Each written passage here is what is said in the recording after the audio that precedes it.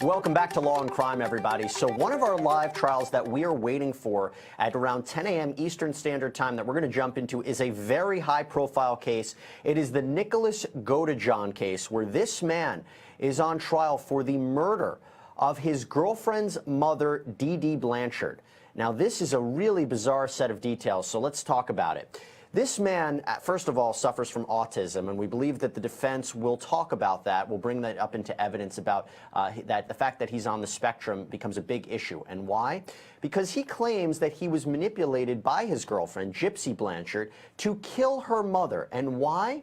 Well, when the investigation came forward, it was determined that Dee Dee Blanchard actually was diagnosed with a special syndrome called Munchausen syndrome by proxy, in which caregivers make up or even cause an illness or injury to another for some sort of benefit, for gain or attention. And here it's alleged that she made up all of these illnesses of Gypsy Blanchard, that she even claiming that she suffered from leukemia and had her confined to a wheelchair for the majority of her life, when really, in reality, she was a healthy girl. She didn't have any of these illnesses.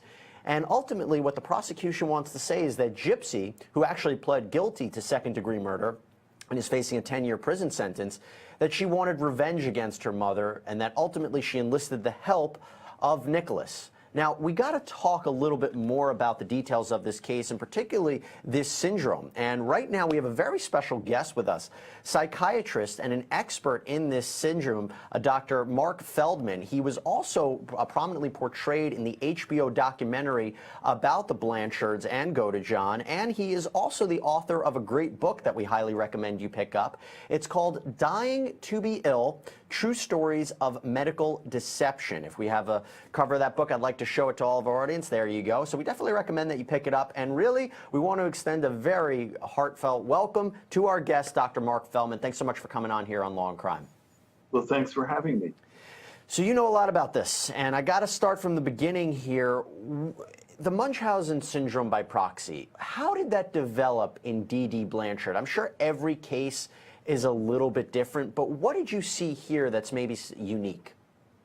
Well, Dee Dee seems to have grown up as a rather entitled young woman. She is one of multiple siblings, but was the youngest and was favored, it seems like, by the parents. She did get entitled as a result, felt that people should reach out to her, provide her with gifts, benefits. She got a car early on when her siblings didn't. And that entitlement and possible history of being medicalized by her own mother in a pattern that could be Munchausen by proxy, I think predisposed her to this sort of behavior.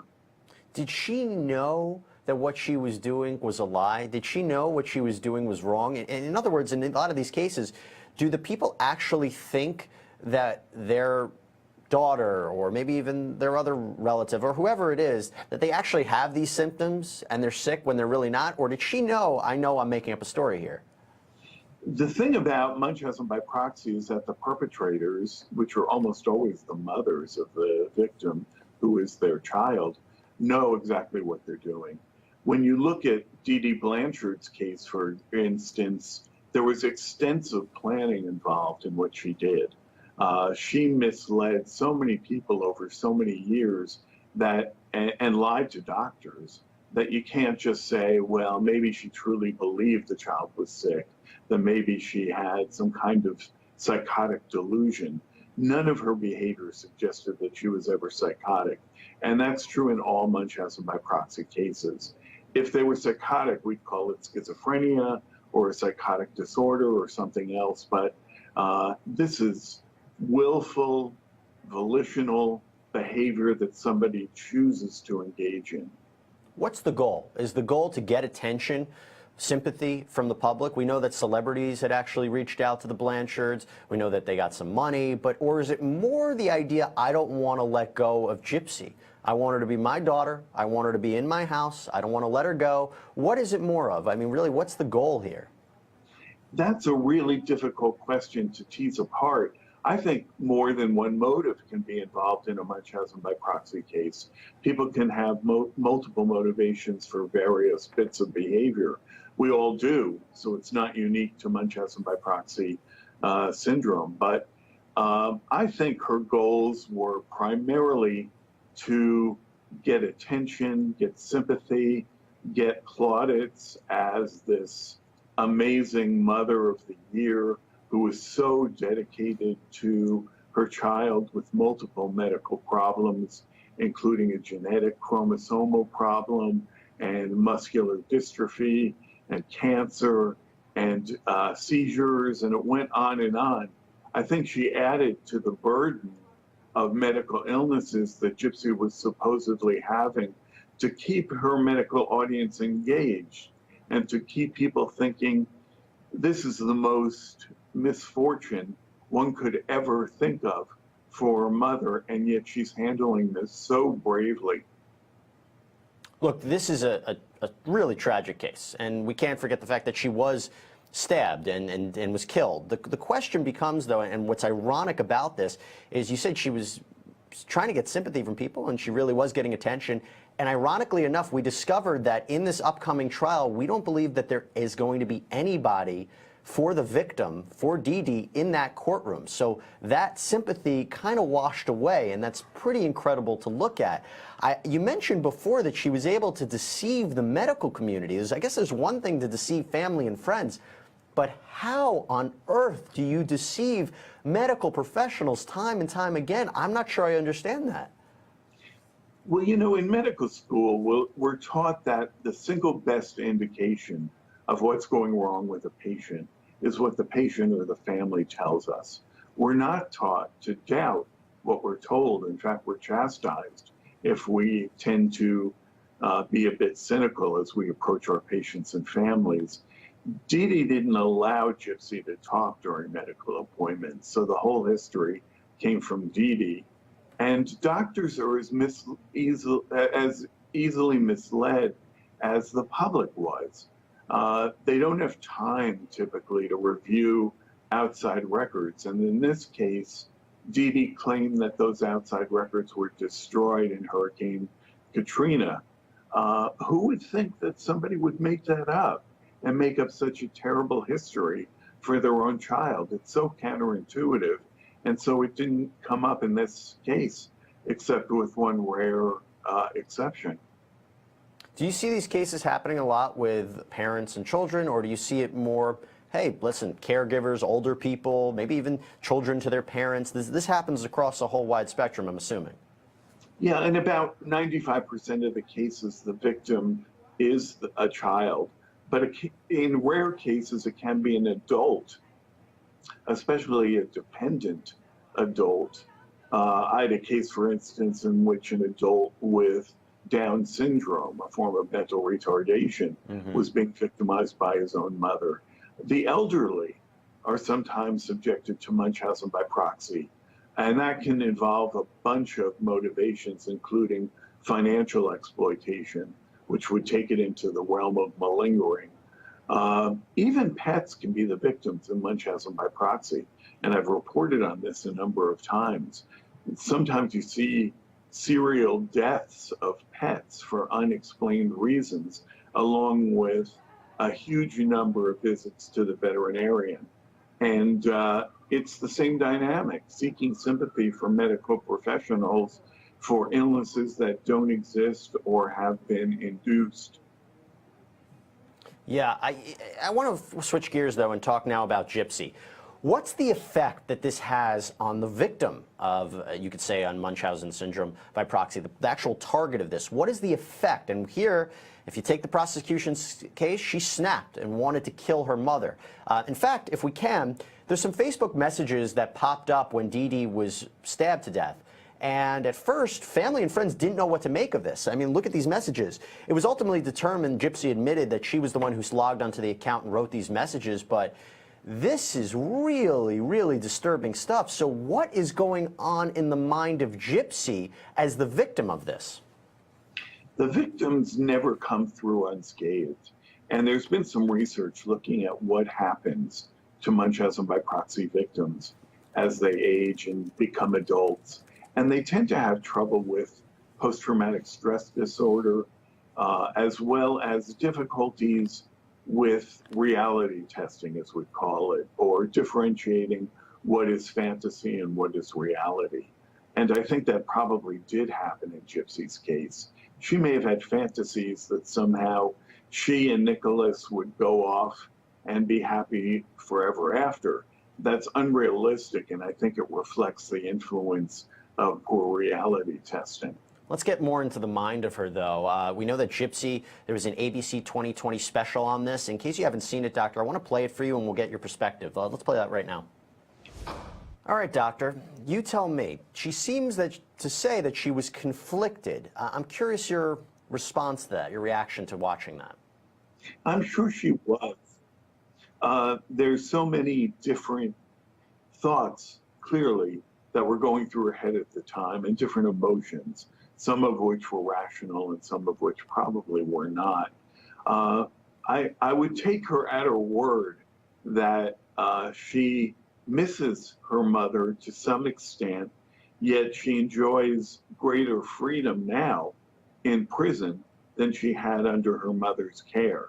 And her mother was physically abusive as well as emotionally abusive, and medically abusive. So the dynamics, as I suggested before, can be really complicated. And it's hard to look at other cases and apply them to this one in order to learn what probably happened.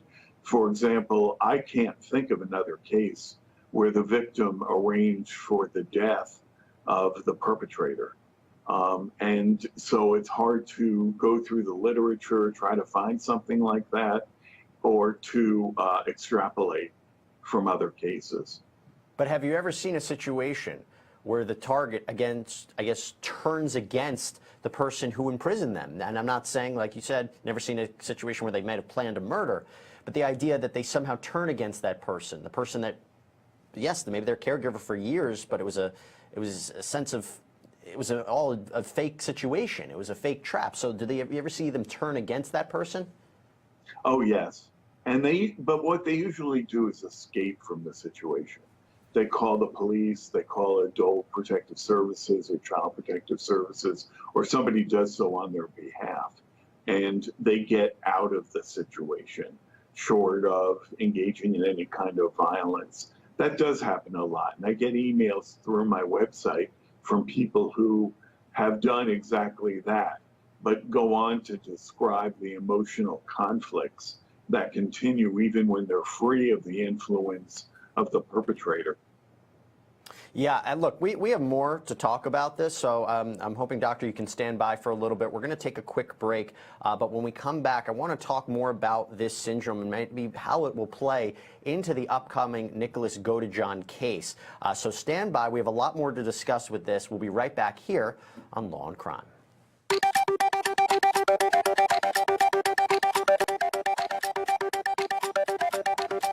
Welcome back, everybody. We're still talking about the Nicholas Godejohn case because we will be live in that courtroom in maybe about 10, 15, maybe even 20 minutes. But as soon as we have an update, we'll make sure to go there. This is a really interesting case. And I want to bring back on real quick psychiatrist and an expert in Munchausen syndrome by proxy, Dr. Marc Feldman, who was featured prominently in that HBO documentary about this whole case.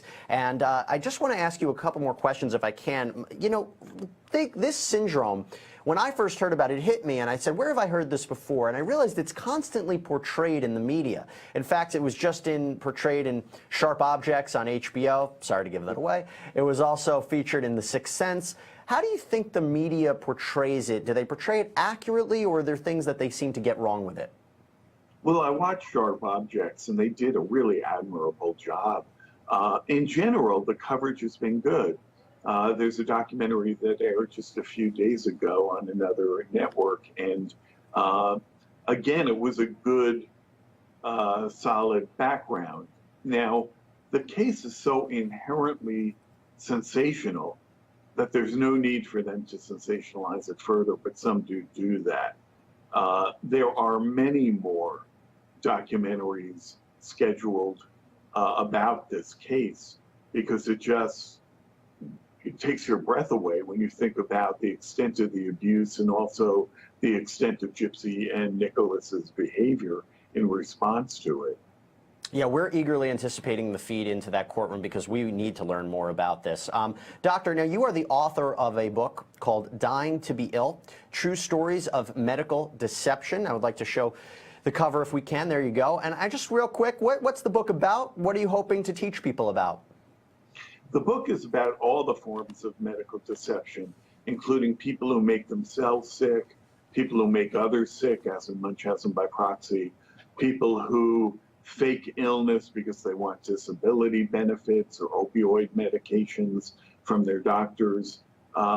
They can also just exaggerate or actually self-induce illness. Some people do inject themselves with bacteria or take medications in high doses that they know they don't need. What's unique about this book, and it does cover the Go to John Blanchard case, is that I got about 50 patients and family members and law enforcement and others to write first-person narratives for the book. So it's got about 50 first-person narratives from people telling their stories directly, and that's something that's never been done before. Wow. That is pretty outrageous, pretty remarkable, and I can't believe this goes on in such prevalence. Pretty interesting stuff. Dr. Marc Feldman, thanks so much for coming on. We really appreciate your perspective, especially in this case.